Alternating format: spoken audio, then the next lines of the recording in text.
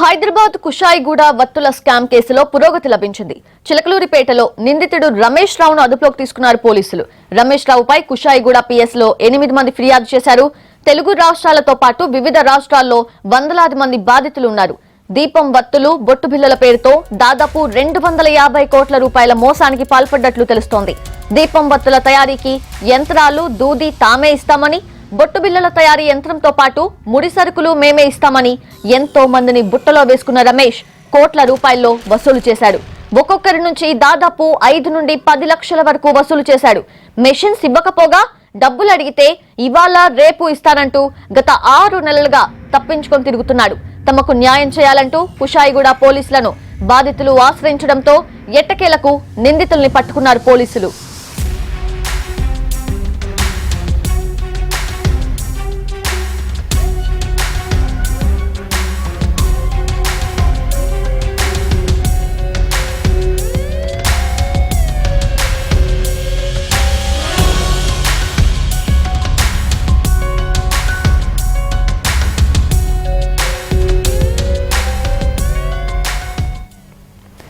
కుషాయిగూడ వత్తుల స్కామ్ కేసులో పురోగతి లభించింది. పూర్తి వివరాలు మా ప్రతినిధి జ్యోతి అందిస్తారు. స్కామ్ కేసులో ప్రధాన నిందితుడిగా ఉన్నటువంటి రమేష్ రావును ఎస్ఓటీ పోలీసులు అదుపులోకి తీసుకోవడం జరిగింది. రమేష్ రావు బారిన వందలాది మంది బాధితులు ఉన్నారు. ప్రస్తుతం నేను వినాయక్ నగర్ లో ఉన్నటువంటి ఒక బాధితుల ఇంట్లో ఉన్నాను. ఒకసారి ఇక్కడ మాట్లాడదాము. అమ్మా, మీరు ఎప్పటి నుంచి మెషిన్ తీసుకోవడం జరిగింది? 6 నెలలు మేడం. 6 నెలలు మేడం అయ్యింది.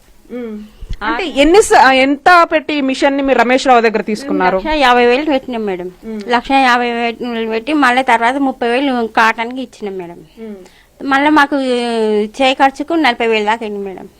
అంటే మీరు 6 నెలల క్రితం ఇదంతా కూడా తీసుకోవడం జరిగింది. 6 నెలల్లో కూడా ఏ రోజు మీకు డబ్బులు ఇవ్వలేదా? 2-3 నెలల నుంచి అయితే అసలు ఇవ్వలే. మాకు డబ్బులు వచ్చేటి రాలే మేడం. అంటే మీరు ఏఎస్ రావు నగర్ లో ఉన్నటువంటి ఆర్ఆర్ ఎంటర్ప్రైజెస్ కి ఏ విధంగా వెళ్లడం జరిగింది? మాకు ఫోన్ లో చూసినాం మేడం. మా ఇంటి దగ్గర కూడా చేసారు మేడం. మా ఇంటి దగ్గర కూడా ఉన్నారు మేడం చేసేటోళ్ళు. వాళ్ళని చూసి మేము ఫాలో అయినాం. ఆ డబ్బులకు సంబంధించి ఏమైనా రిసిప్ట్లు ఇచ్చారా? ఇచ్చారు మేడం, రిసిప్ట్లు ఇచ్చారు. అంటే అగ్రిమెంట్ కూడా ఇచ్చినట్టు తెలుస్తుంది. ఈ అగ్రిమెంట్ మనం చూస్తూ ఉన్నాము. అంటే మీరు మీతో పాటు ఇంకెవరైనా తీసుకున్నారా మిషన్స్? తీసుకున్నారు మేడం. మాతో పాటు ఇంకా 2 తీసుకున్నారు మేడం. మాతో పాటు వాళ్ళు ముందు తీసుకుని మేము తర్వాత తీసుకున్నాం. అంటే మీరు మిషన్ తీసుకునేటప్పుడు డబ్బులు ఇచ్చిన తర్వాత ఎటువంటి మాటలు అతను మీకు చెప్పాడు? మాకు అతను మాటలు మీకు ఏం బాధ ఉండదు మా, మీకు కొడుకులు అంటుంది అనుకోరి, మీకు మేము హారాలు ఉన్నాం కదా, మీకు అంత బాధ పడలేదు, అవసరమే లేదు మీకు కాదా అంటే ఇంకా మేము మీకు హెల్ప్ చేస్తాము. అంటే మీతో పాటు ఇక్కడ ఉన్నటువంటి కాలనీలో ఎంత మంది తీసుకున్నారు? 3 తీసుకున్నాం సార్. 3 ఉన్నాం మేము ఇక్కడ. అంటే ఎన్ని రూపాయలు వాళ్ళు కూడా 1,50,000 వాళ్ళు కూడా కట్టిరు మేడం. వాళ్ళు కూడా 1,50,000 కట్టిరు. వాళ్ళు 75,000 దాకా వాళ్ళు తీసుకున్నారు. మేమేమో 1,50,000 దాకా నేను తీసుకున్నాను మేడం. అంటే 3 నెలల నుంచి ఆయన డబ్బులు ఇవ్వనప్పుడు మీకు అనుమానం రాలేదా? మీతో పాటు ఇంకా కొంతమంది కూడా ఉన్నారు కదా, వాళ్ళు ఏం చెప్తున్నారు? వాళ్ళు అనుమానం మాకు అసలే రాలేదు మేడం. అంటే వాళ్ళ డాడీ చనిపోయింది కదా, మాకు చూపించిండు. వాళ్ళ డాడీ ఫోటో కూడా పెట్టిండు. మా డాడీ చనిపోయిండు, ఇప్పుడు ఇట్లా నేను డబ్బులు ఇవ్వలేను అనేసి.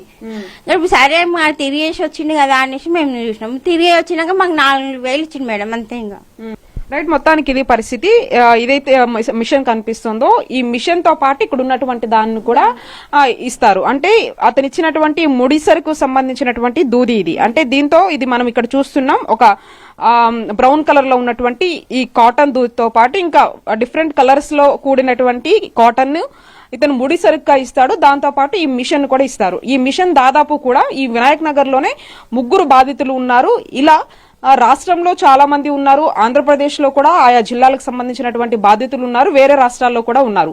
అంటే మిషన్ బట్టి క్యాలిక్యులేట్ చేసుకున్నా కూడా 1,50,000 మిషన్ కి మిగతా ముడి సరుకు సంబంధించి 30 నుంచి 50,000 వరకు కూడా పర్చేస్ చేస్తూ ఉన్నాడు. ఈ రకంగా ఒక్కొక్క బాధితు దగ్గర నుంచి దాదాపు 3 లక్షల నుంచి 4 లక్షల వరకు కూడా వసూలు చేస్తున్నాడు. ఈ క్రమంలో మిషన్ కి డబ్బులు తీసుకుంటాడు, ముడిసరుకు తిరిగి ఇస్తాడు, కానీ పూర్తి స్థాయిలో వచ్చేటటువంటి డబ్బుల్ని మాత్రం బాధితులకి ఇవ్వడం లేదు. మనం చూస్తున్నాం ఈ విధంగా కాటన్ కి సంబంధించి ఈ విధంగా వస్తూ ఉంటాయి. వచ్చిన అనంతరము వీళ్ళు కొంత ఆ బండిల్ లాగా చేసుకొని ఇవి ఆ రమేష్ రావుకి ఇవ్వడం జరుగుతుంది. అతను మరొక ప్రదేశాలలో అమ్ముతూ ఉంటాడు. ఈ విధంగా కేవలం ఒకరు కాదు, ఇద్దరు కాదు, దాదాపు 1500 మంది బాధితులు ఉన్నారు. కొన్ని కోట్ల రూపాయలు కూడా కొల్లగొట్టడం జరిగింది.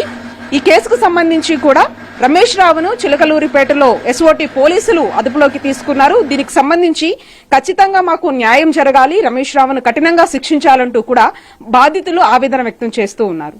బ్యూటీ జర్నలిస్ట్ జిల్లా రాజేష్ తో కలిసి జ్యోతి ఎన్టీవీ హైదరాబాద్.